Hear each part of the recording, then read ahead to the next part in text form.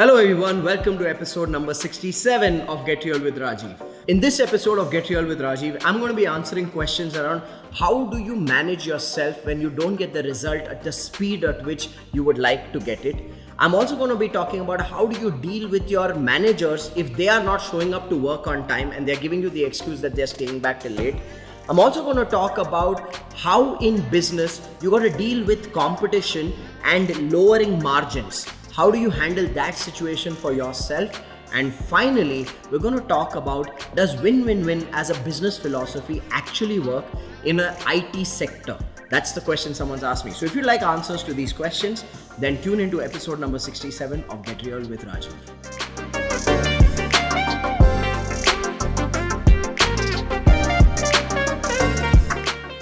Like every single week, we're going to be answering 4 questions, and today Pawan is going to be the voice of your questions. So Pawan, what's the first question that we have today? We have Geeta asking, I've set goals, I'm tracking my progress. It is just extremely slow and it frustrates me completely and I feel burnt out. I'm someone who likes speed. How do I make sure that I achieve my goals quickly? Well, Geeta, all I would say is this, that none of us as human beings have the right to judge the speed of the result. The only thing that we have the right to judge the speed of is our own execution. So if you love speed, just evaluate whether you are executing and taking enough action at the pace at which you would like. Do not judge the speed at which you're getting the result in reciprocation, because I want you to understand this. Results or success is like farming. You got to sow first, then you got to nurture. And you got to nurture it with the right soil, the right water, the right sunlight, the right fertilizers, and you have to give it the right amount of time to germinate. If you don't give the seed the right amount of time to germinate, then you become impatient and you end up digging the ground to check whether the seed is responding to the nurturing or not. In the same way, when it comes to results in your business, the only thing you can evaluate is how soon are you sowing the seed? How soon are you getting your part of the work done? Then you got to see, have you nurtured that effort with the right level of effectiveness in terms of the skills you have, the strategies you've deployed, the systems you've used. That is the only thing that you got to do. Success is not a game of speed, it's a game of direction. When you get the direction right, achieving the result becomes inevitable. So all I would say, Geeta, is don't judge the speed at which the result is germinating, judge the speed at which you're taking action. And that's all that you need to do, that you should do, and that is all that is in your control. I hope that makes sense, Geeta. With that, let's move to the second question for the week. We have Surabhi asking, my business is very competitive, where customers are going to multiple dealers and getting quotes, and we are being pressed for margins. How do I evaluate this and make sure I get business? Well, Surabhi, what you need to firstly accept is that you are probably dealing with what I call as a dead product. What do I mean by a dead product? Look, your question itself says that your customer has options of multiple other dealers, which means there is no real differentiating factor of why they should buy from you. And which means when you have too much competition in a product, that product becomes a dead product because the only premise left for the customer to decide whether to buy from a person or not buy from a person is cost. So you're playing a cost-centric game. Now, am I saying it is wrong to do a business of a dead product? No, I'm not saying that. You can do a business of a dead product where cost is everything, but then you got to play the volume game, which means you have to be the least cost possible, most marketed provider of that product, and you're making your money on those volumes. Now, while you are doing that, the other thing that you need to start doing as an entrepreneur is reinvent yourself, reinvent your offering, and either create or source and trade in an innovative product, a product that people are willing to spend money on. It could be a premium brand, it could be a product with new features that really solves a core problem for your customers, because there's no point continuing to do business with a dead product. You've got to keep adding to your offering.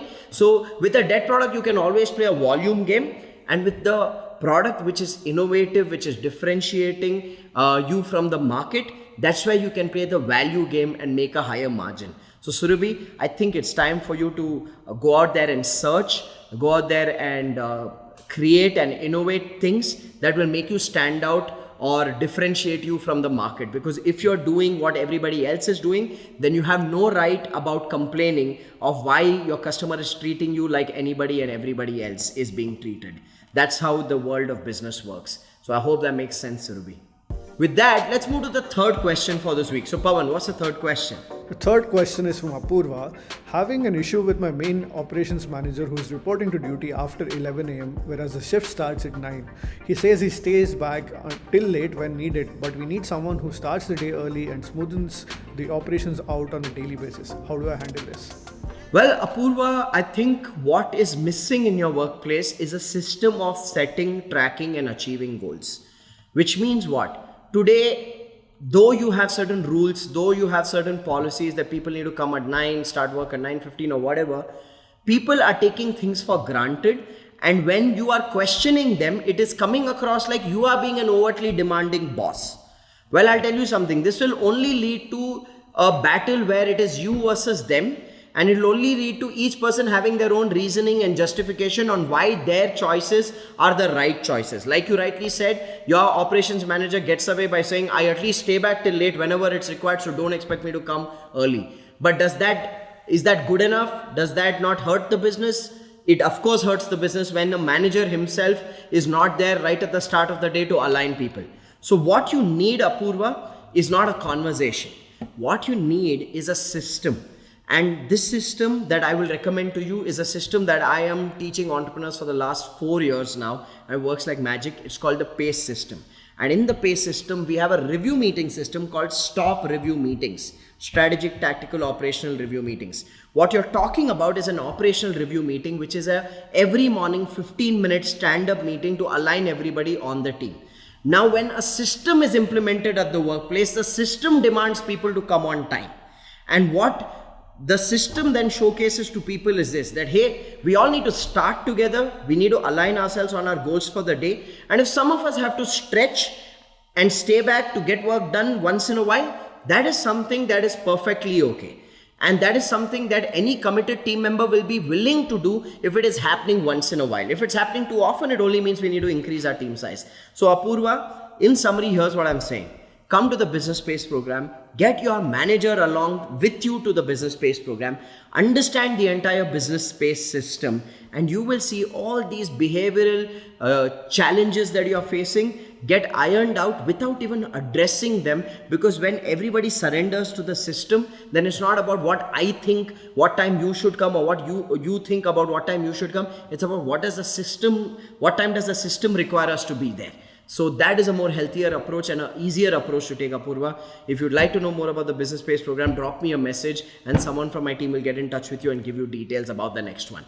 But make sure you make your business a system-centric business and not a people-centric business where people and personalities determine what needs to happen and how it needs to happen. That is dangerous. That leads to arguments and misalignment. I hope that makes sense to you, Apurva. With that, let's move to the fourth and final question of this week. So Pawan, what's the fourth and final question? We have Saloni asking, in the IT sector where all people care about is how much salary they are making and there is a ton of attrition due to this mindset, does win-win-win still hold good? If so, how does it work? Well, Saloni, firstly, for the benefit of those who have no idea what win-win-win is, I teach a philosophy and I help businesses implement that philosophy at their workplace called win-win-win, where I say the customer has to win, the team members have to win, and the business owner has to win. Gone are the days where only you say company has to win and customer has to win. Team members think, what about me? So I truly believe in designing and building workplaces and teams which are win-win-win, where all three stakeholders win. So Saloni, to answer your question, firstly, you need to understand win-win-win is a way of working. It's a business philosophy. It's a leadership style. It's a style you take as an entrepreneur that, hey, I want to build a workplace where we add massive value to my customers so that our business grows. And we leverage that growth to add massive financial growth and career growth to our team members. And for ourselves as business owners, we get the financial growth and time freedom that we desire and deserve. So win-win-win is a way of building a business. It's a leadership philosophy. Now, win-win-win is not about paying people high salaries only. I always say this, high salaries will not bring you commitment from people. The key is to pay people enough. What do I mean by paying people enough? As long as you're paying people as per market standards or a little above market standards, you're paying them enough so that they are not thinking about the money when they're coming to work. You don't want anybody in your office every day when they sit on their desk to think about, shit, I don't have enough money, shit, I need more salary. You want to take away the equation of money off the table. So when they are sitting on their desk, they're not thinking about the money, they're thinking about the work. So please understand this. It's not about just paying people high salaries. In fact, it's not money that buys you commitment. People are not committed just because you pay them more. People are committed when you create an environment of ownership, when you create an environment where they feel connected to the workplace, to the leader, to the work that they are doing, to each other with whom they are working. So you need to check at your workplace, are people connected to the company's vision? Are people connected to you or to their managers? Do they have that connection? Are they connected to the work that they are doing? Which means, do they have the capabilities where they enjoy doing what they are doing? And are they connected to people around them? You need to create that environment of connection which creates that ownership. Now, if you'd ask me to give you steps of how do you create that ownership with people, well, let me put out some steps for you. Firstly, understand what are their personal goals, their personal aspirations, their career aspirations, their financial aspirations. Most business owners are not even willing to ask their team members this question because they feel, if I ask, my team members will dance on my head and they'll demand more. You have a flawed and a very skewed view of leadership.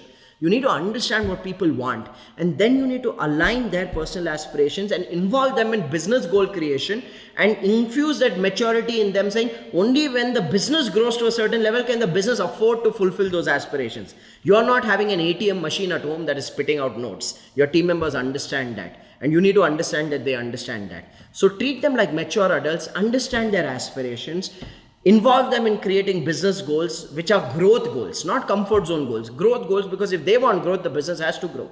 Once you involve them in business growth goals creation, give them clear roles, give them clear trainings, mentoring, support them and equip them with the right systems, the right strategies, review their work, give them feedback which is responsive. Don't vent your frustration on them.